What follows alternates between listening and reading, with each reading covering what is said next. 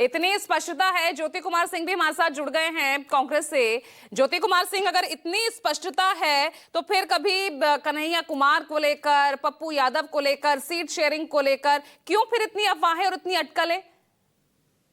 नहीं, कोई अटकलें नहीं है, कोई अफवाह नहीं है। ये तो मीडिया का स्पेकुलेशन है और जो हारे हुए लोग हैं उन लोगों का गुमराह करने के लिए व्यक्तित्व जो विपक्ष, जो हमारी पार्टियां जो सरकार में है और जो केंद्र में है, वो गुमराह करने का प्रयास कर रही है। उनको पता है कि भ्रष्टाचार के मुद्दे पर, उनको पता है कि पलायन के मुद्दे पर, उनको पता है कि जो उन्हें वादे किए थे वो पूरा नहीं किए। चाहे प्रधानमंत्री भागलपुर में जाकर या कहीं और जाकर, अमित शाह कहीं और जाकर जेडीयू के बारे में क्या क्या बातें की। वो तो नीतीश कुमार हैं जो जिनके बारे में अमित शाह और उनके पार्टी के लोग भ्रम फैला रहे हैं और ये भी बोल रहे हैं कि उनके नेतृत्व में चुनाव लड़ेंगे, उनके सीएम के नेतृत्व में नहीं लड़ेंगे। लेकिन वो सीएम वो जीतने के बाद उनको बनाएंगे कि नहीं, ये कोई आपका बात सीएम नहीं फेस करते कौन हैं। होगा ज्योति कुमार सिंह? महागठबंधन का सीएम फेस कौन होगा?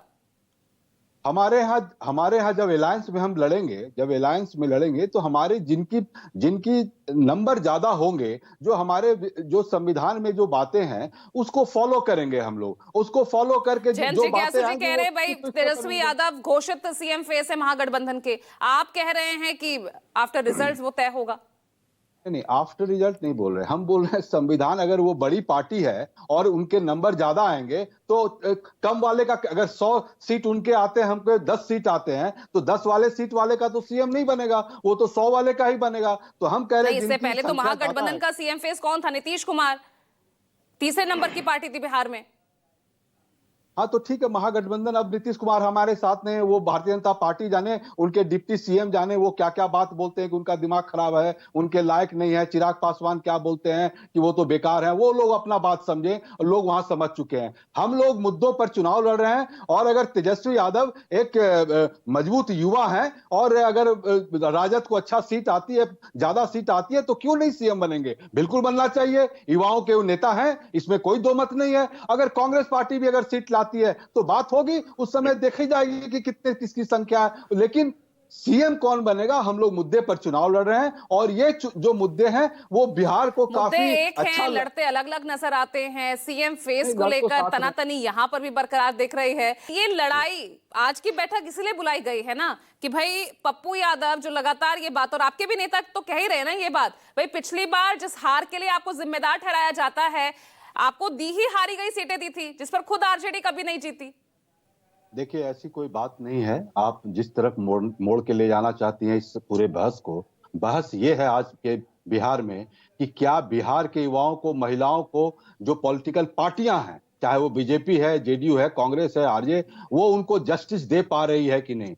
जबकि कांग्रेस और राजद के शासन काल में जब हम युवाओं को नौकरी देने की बात कर रहे थे तो ये भ्रष्टाचार करने में लगे हुए हैं, क्राइम करने में लगे हुए हैं, पुलिस अफसर को मारने में लगे हुए हैं, मंत्री जो जीतन राम मांझी की बात है, उनके नाती या नतनी किसका जो है सो मर्डर हो जाता है, आपके साहनी के फादर का मर्डर हो जाता है, नित्यानंद के भांजे का उसमें संलग्न हो जाते हैं। तो आप इन बातों का विषय है, और विषय जब ये बात कर रहे हैं, पढ़ाई लिखाई इसकी बात कर रहे हैं, तो आप इस बात को जान लीजिए पूजा जी कि चुनाव आते आते मांझी जी और पारस जी इनके साथ रहेंगे कि नहीं, इस बात का कोई ठिकाना नहीं है। और हम गारंटी दे सकते हैं कि वो लोग इनके साथ नहीं है और उनके बयान आना भी शुरू हो गए कि किस तरह पिछले बार पार्लियामेंट में और असेंबली में जीतन राम मांझी को बीजेपी ने ठगा है और किस तरह से पार्टी के साथ अन्याय हुआ है, हारी हुई सीटें आपको दी गई।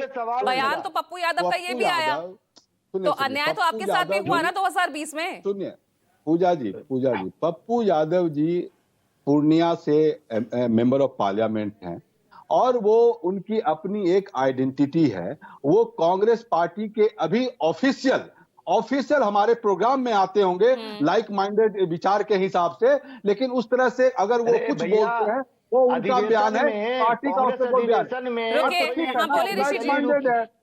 सुनिए ज्योति जी इतने एक एक करके बोलिए ना, एक एक करके बोलिए। एक मिनट ऋषि जी रुक जाइए, उन्हें अपनी बात पूरी करने दीजिए, फिर बोलिएगा।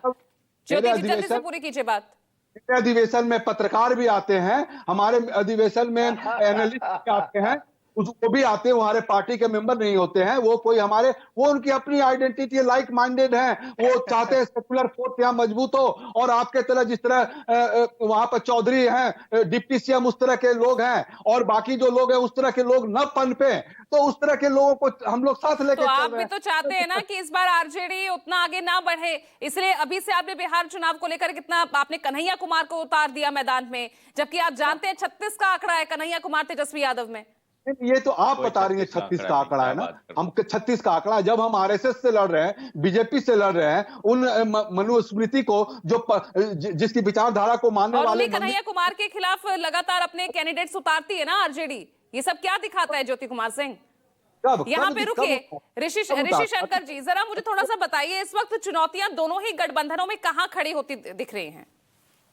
मैं पहले ज्योति जी को बता दूं, टेक्निकली पप्पू यादव आपके मेंबर नहीं है। अधिवेशन में क्या कर रहे थे? एक दूसरी बात, सचिन पायलट कुछ और कहते हैं कि चुनाव के बाद सीएम डिसाइड होगा। अखिलेश सिंह कहते हैं कि नहीं, तेजस्वी यादव ही नेता है हमारे। तो कांग्रेस में तो खुद डिफरेंसेस है। ज्योति जी 1 मिनट चुप रहिए, सुन लीजिए। दूसरी बात, जहां मैं था वहां से शुरू करता हूं।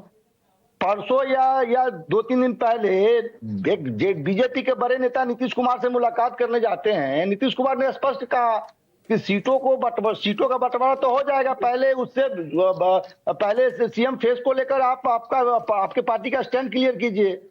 जेडीयू का तो बिल्कुल स्टैंड क्लियर है कि सीएम फेस नीतीश कुमार ही होंगे। और नीतीश कुमार के इंड से, कोई छोटे मोटे नेता नहीं, खुद नीतीश कुमार के इंड से ये कहा गया है कि सीटों का बंटवारा हो जाएगा, पहले सीएम फेस को लेकर के अपना स्टैंड क्लियर कीजिए। जहां तक महागठबंधन की बात है, तो ये कांग्रेस का प्रेशर पॉलिटिक्स है। आज भी राजद से बड़ा मतलब दल जो है महागठबंधन में कोई नहीं है। कांग्रेस का आधार क्या है? लेकिन कांग्रेस प्रेशर बना रही है कि पिछले बार 70 सीटें तो आप दे दिए, लेकिन 70 सीटों में वो सीटें दे दी है जो 4 बार से 3 बार से न राजद जीती है न कांग्रेस जीती है। तो कांग्रेस प्रेशर बना रही है कि 70 सीटों दीजिए हमको, लेकिन वो 70 सीटें दीजिए जो जीतने वाली हो। यानी बात वही आ गई ना, कोई अपना नजदीक का फायदा देख रहा है, कोई दूर के फायदे की सोच रहा है। एक इंपॉर्टेंट बात बता दूं, कांग्रेस की रणनीति ये भी है कि गैर यादव ओबीसी जो राहुल गांधी का स्टैंड है। देखिए, रविदास